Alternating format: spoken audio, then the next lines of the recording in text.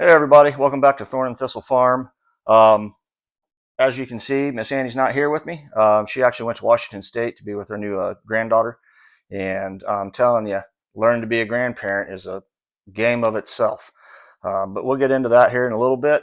Today, we're actually going to be doing seed trays. I promise you guys I'd do it. I'm a man of my word, so I'm doing it. As you can see, Annie actually had some success with her tray, even though we planted 144 and I think she got 6 or 7 plants to come up, but we kind of babied them and salvaged them. So even if you make mistakes, you can overcome and adapt, and you will get some plants. So, but this method that I use here, I take my soil and I put it in the trays and I pack it down with my fingers, and then I soak it with water and I let it sit for about 5 minutes.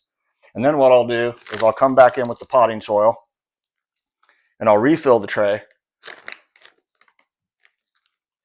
and basically repeat the step.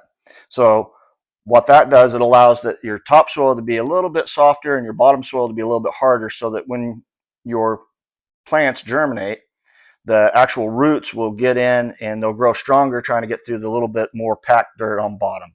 So you want to make sure this stuff is nice and settled, it's wet, it's flush to the top.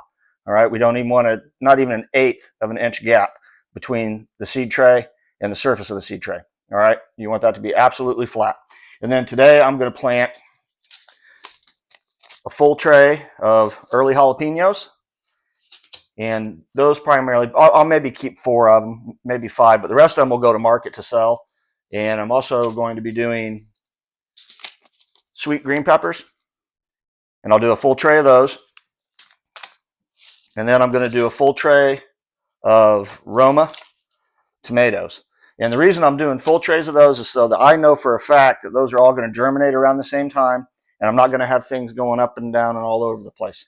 Also, they have the same temperature ratings and same germination time, and then the same harvest time.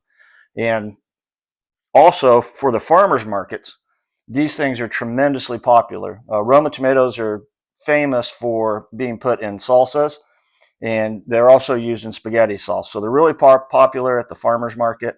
Jalapenos are the same way. These are just early jalapenos, which means they're going to produce and harvest a little bit earlier in the year, which I like because I want to get those to the market as soon as I can. And the next, of course, is the green bell pepper, or in this case, the sweet bell peppers. So they can come in different colors. Depending on the season, they can be, orange, yellow, green, or red.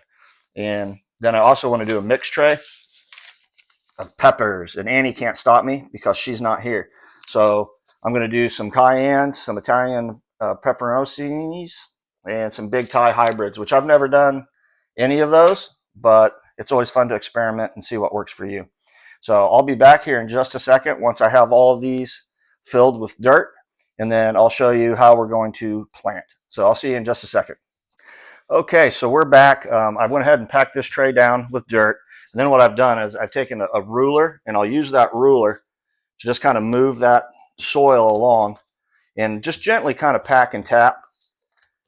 And I'm making a big mess. It's really fun to kind of, for you tactile people out there, to, get your hands dirty, It's kind of fun.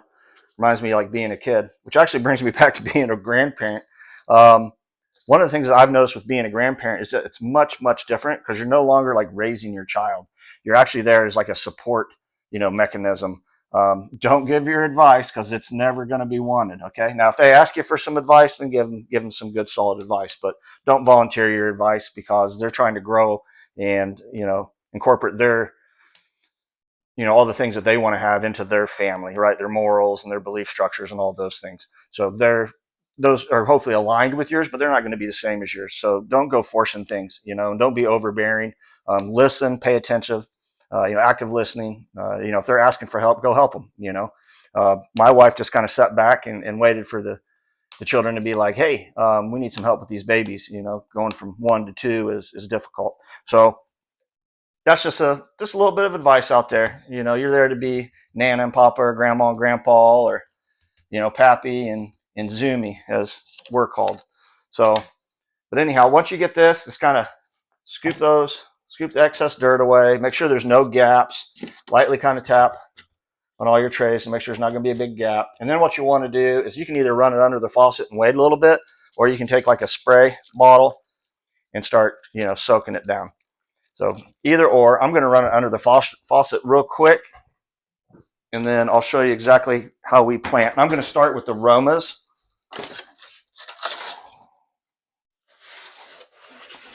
There we go. Get it nice and wet. Over here.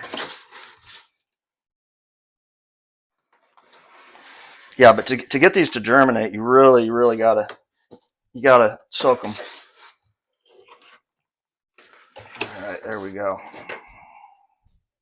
Sorry about that. I don't have my camera woman here with me. So, and then we'll tap on those. And that's looking pretty good there. It's about what we want. Might run my ruler across it one more time, just so I have some definition between where all my little trays are. Scoop that across there. Oh, yeah, I'm not going to have fun cleaning this mess up, but it'll be okay. It's worth it. It's worth it. All right. So what you want to do, I use a highlighter or some type of a larger pin. And what I do is for the Romas, they're planted a 1/4 inch, and this information is found on the back. So a 1/4 inch depth. So what we're going to do is we're going to come along and we're going to poke a 1/4 inch into every little tray here. And you can buy templates and things. I think that's kind of gimmicky. I don't think you need that. But you definitely don't want to go deeper than a 1/4 inch. There we go. Okay. And then all we're going to do is we'll take the little seeds here. And you just put one little Roma seed in each hole, which that can be daunting. But, take your time, be meticulous, and drop them in there. Here we go. And like I said, at the market, we're going to try to get $5 for each one of these. So it ends up being about $1,750 at the end of the day. Now, of course, some of them we're going to, they're not going to make it. They either, hopefully they germinate, but if they don't germinate, we'll have backups. All right, well, I'm not going to make you guys watch all this stuff. After that, you just basically cover it back up with soil, give it a couple more squirts with your bottle, rinse and repeat, and it's a couple-hour process. But then you're going to, here it's a little bit cold, so we're going to put them under grow lights. And like I said, from that grow light, you want to have that about, to start, there'll be a plastic tray that'll go on top. And this is to trap in humidity. So it looks like this, and that'll just go over the top of that. And then this will be about 2 to 3 inches below the grow light. And then we'll have a heating pad underneath them. Now, not all your plants are going to need heating pads. A lot of your cold weather plants like kale, lettuce, cabbage, those types of things, they don't really need that. Same with bean plants and what's the other? Oh, squash, things like that. Pumpkin, they're not going to need that. But those are planted a little bit later in the year anyhow. So appreciate you guys tuning in. I wish you a lot of luck this growing season. I hope you guys have success. I hope you make a bunch of money at the farmer's market. And be smart, stay safe, and don't let the thorn thistle keep you down. Bye, y'all.